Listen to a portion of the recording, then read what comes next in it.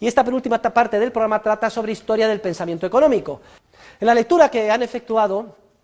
se ve cómo surge de manera incipiente los primeros economistas, sin saber lo que lo eran, sobre todo de la mano de la doctrina, de los grandes jurisconsultos de la Roma clásica, que son los primeros que teorizan sobre el orden espontáneo del mercado. Luego viene el oscurantismo de la Edad Media. Gracias sobre todo a la Iglesia y a los monasterios se conserva las grandes aportaciones del pensamiento clásico, hasta el Renacimiento, que hay una especie de despertar o de resurgir, por eso se llama Renacimiento, a la civilización clásica.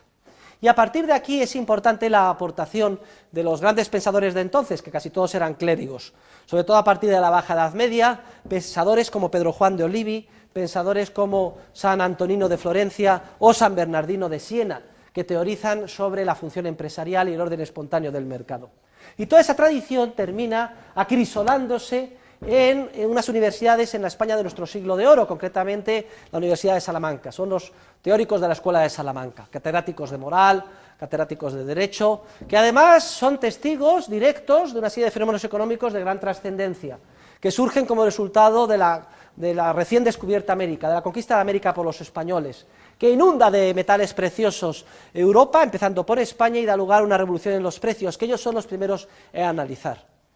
Y en mi libro sobre la escuela austríaca y en la lectura que han efectuado verán cómo las aportaciones o contribuciones más importantes de la escuela austríaca ya fueron perfiladas por esos notabilísimos pensadores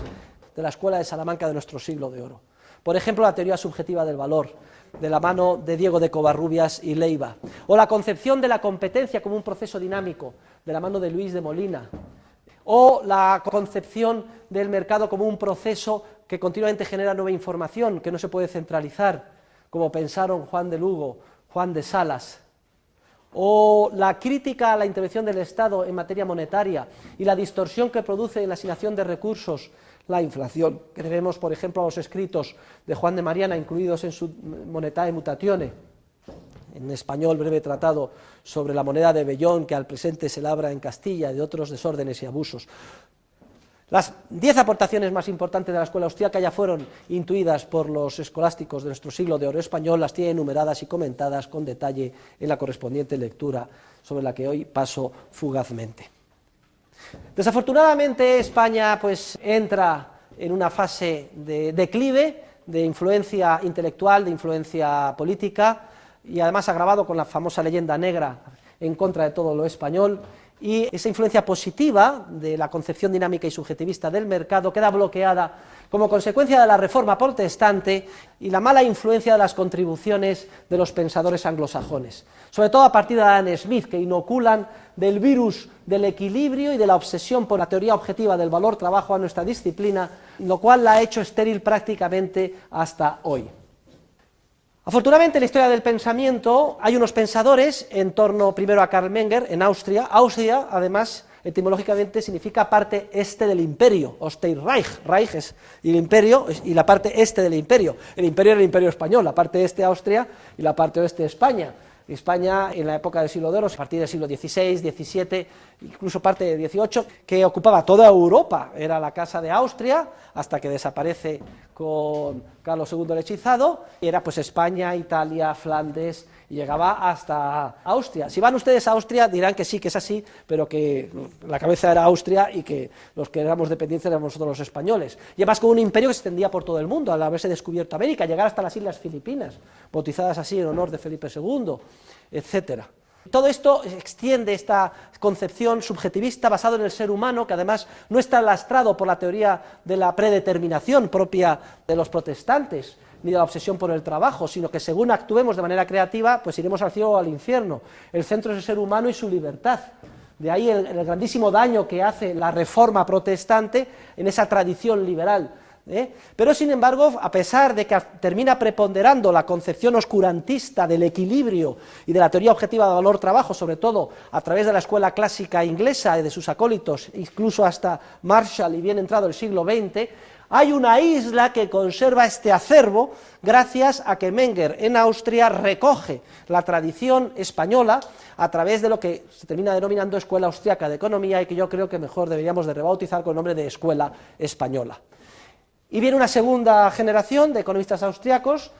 von Baber, Visser, etcétera, una tercera de la mano de Mises, que es el autor del libro de texto, La acción humana, que hemos seguido en este curso, su más directo discípulo, Hayek, premio Nobel de Economía, en el año 1974, un año después de morir Mises. Parece que en Suecia esperaron a que muriera Mises para dar el premio Nobel a Hayek, pues si no hubiera sido un escandalazo, se lo merecía más Mises que Hayek. Y afortunadamente en España, un grupo de profesores, minoritario al principio, éramos un puñado, ahora cada vez más, hemos recogido esta tradición, como no podía ser menos en nuestro propio país, y con gran pujanza estamos desarrollando la escuela austríaca ya a nivel universitario, y ustedes han tenido la enorme fortuna de llegar a una universidad, la Rey Juan Carlos, donde el programa curricular ha sido básicamente austriaco, tanto en el ámbito de la micro como en el ámbito de la macroeconomía. Luego no son ustedes conscientes, por falta quizá de perspectiva suficiente, pero son extraordinariamente afortunados de haber tenido la posibilidad desde el primer año de su carrera de entrar en contacto con este enfoque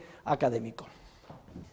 La caída del muro de Berlín ha tenido un impacto tremendo en la economía cientificista basada en la ingeniería social y fundamentada en esas conceptualizaciones erróneas del equilibrio, el uso de las matemáticas en economía, etcétera, que hemos criticado a lo largo de todo este curso.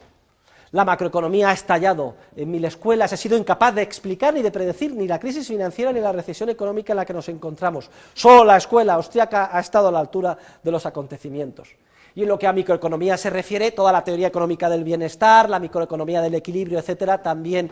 se encuentra en una grave crisis. En este momento la ciencia económica está refundándose y si quiere preponderar como una ciencia al servicio de la humanidad, tendrá que hacerlo sobre la base de los fundamentos establecidos desde el punto de vista metodológico y científico por los teóricos de la Escuela Austríaca de Economía, entre los que humildemente me encuentro y considero un honor participar.